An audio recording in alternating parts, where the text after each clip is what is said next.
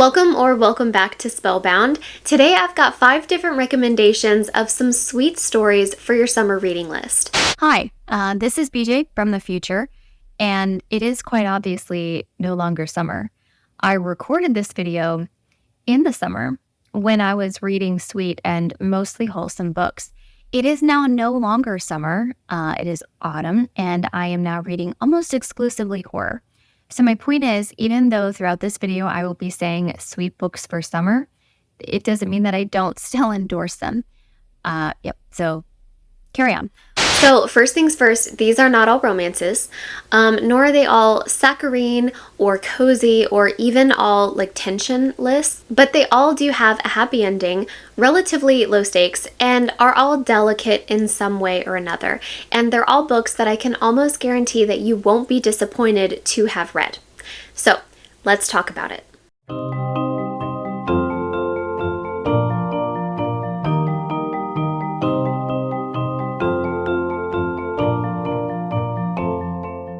Starting off with Not My Type, self-published by Evie Mitchell in 2021. It's a romance from one of Evie Mitchell's All Access series, and it's a series that just features and highlights different disabilities in the main characters. This story follows Frankie, who uses a wheelchair and also co-hosts the All Access podcast, which focuses on crushing stigmas and breaking down barriers and stereotypes around sexual intimacy for persons with disabilities. Frankie takes a request from a listener specifically asking about accessible bondage play. Now, not having much experience in it herself, Frankie seeks out the advice and expertise of Jay Wood.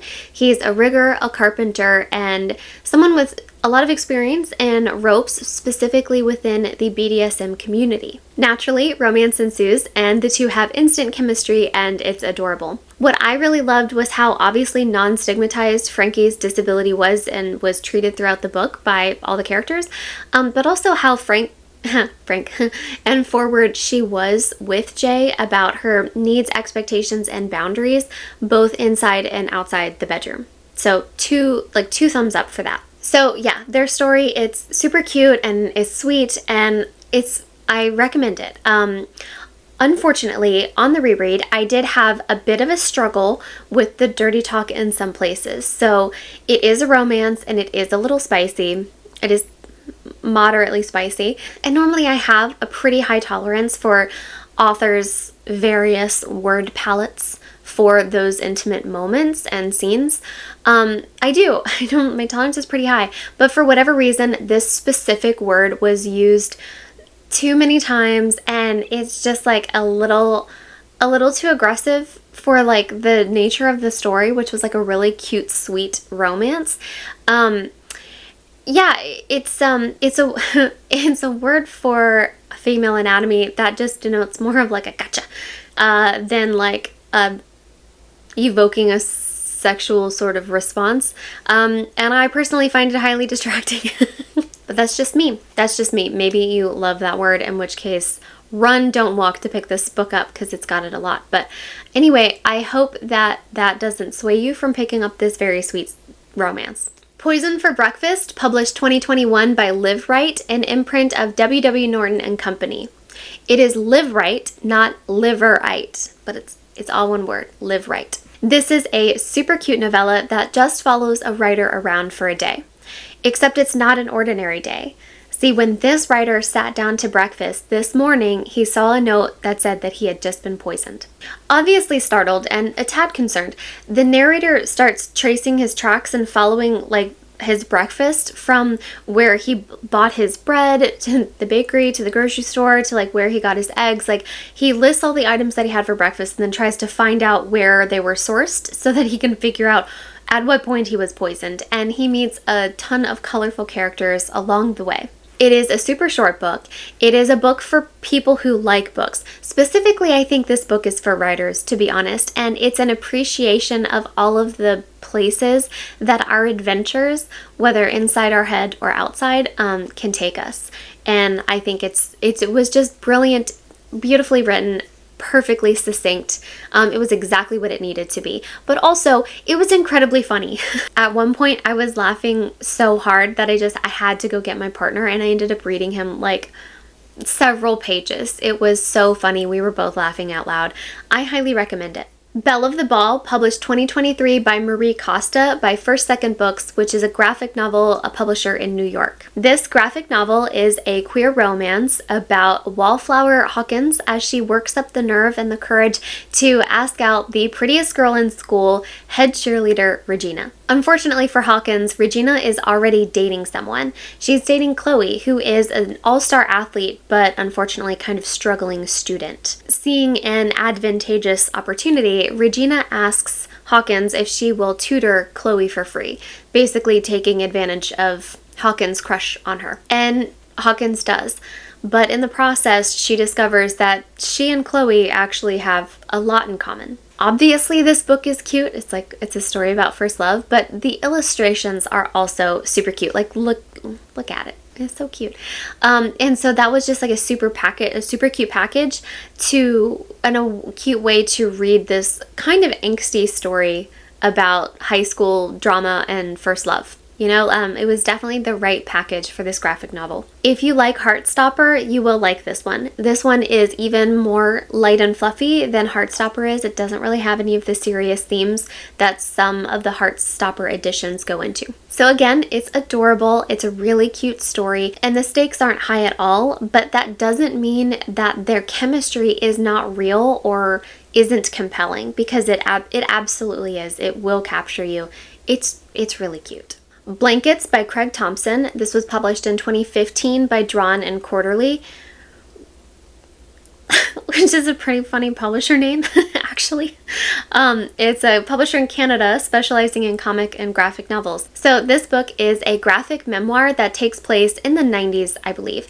And it's a coming-of-age story about Craig, who has grown up in a very strict religious Midwestern environment. At a winter church camp, Craig meets Regina, and the two quickly fall in love by sharing their personal struggles and experiences, and it's really sweet, this bond that they have, both feeling like outsiders at this church camp. Now, this book is low stakes and it is sweet, but it's still about first love and it's still a coming-of-age story. And there is trauma within this book, so please check the trigger warnings. Craig hasn't really had an easy life. There are some dark moments and chapters from his past, and this new relationship with Raina is exciting and it's sweet and it's pure and real for the first time in his life. So it is throwing everything that he's been brought up to believe into question. His relationship with the church, his feelings about the teaching and how the religion was taught and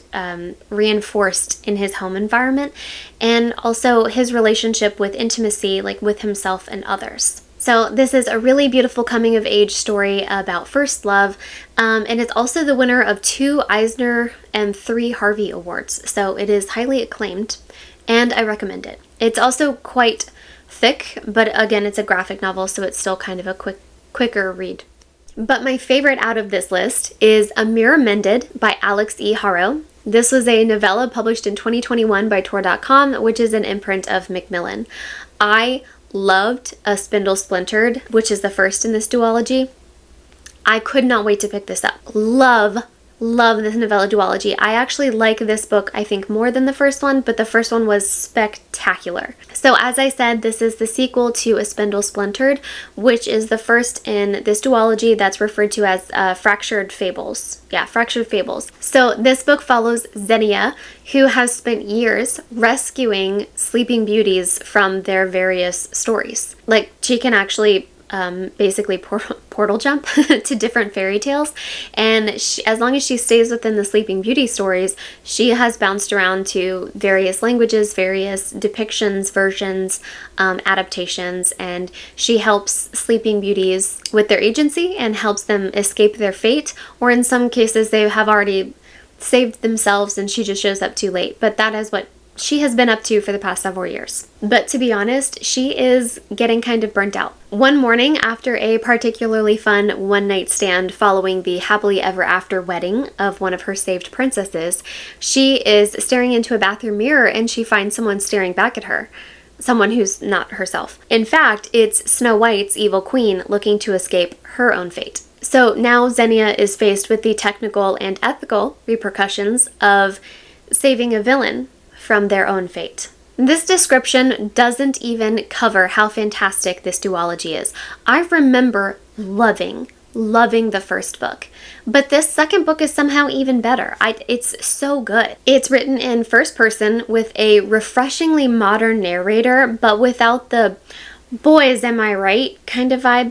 You know what I mean? It's just it's just a fucking woman. It's just a woman being a woman, and it's awesome. And it's also that simple. Because of Alex E. Harrow's brilliance, first of all, and also her brilliance writing a short story. Can we just talk about that for a second? Didn't she win like a major award for another short story that she wrote and only 30 pages and it's like everywhere and everyone loves it?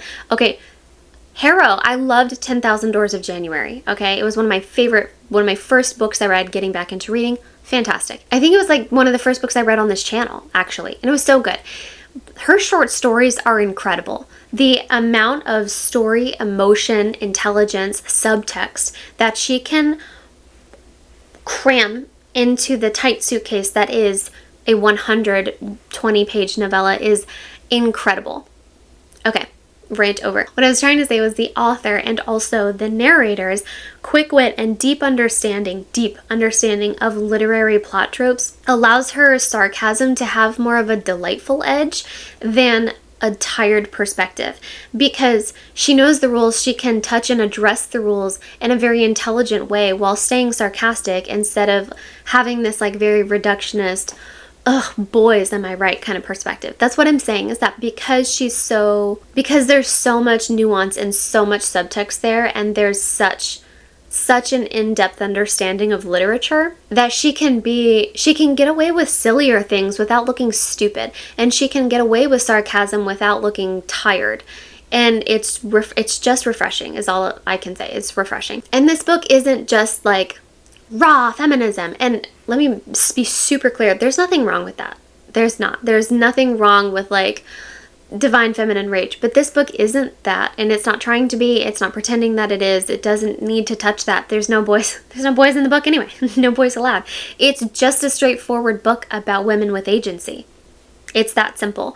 And like I said, it's also not without depth, which is where Harrow's masterful writing really starts to shine.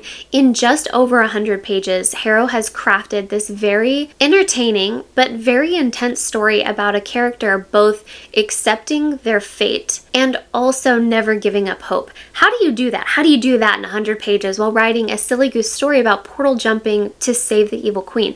And also having like cultural inside jokes. But Harrow pulls it off because it's brilliant. It's so good. So yeah, I'm not gonna lie, I absolutely cried at the end of this book, but it's still delightful and it's very happy and it's a little sad, but it's brilliant, and most of all, it is very, very sweet. So those are 5 books, all very sweet and all very different from each other, that I hope that you'll consider adding to your summer reading list. But most importantly, I hope that you enjoy them if you do read them.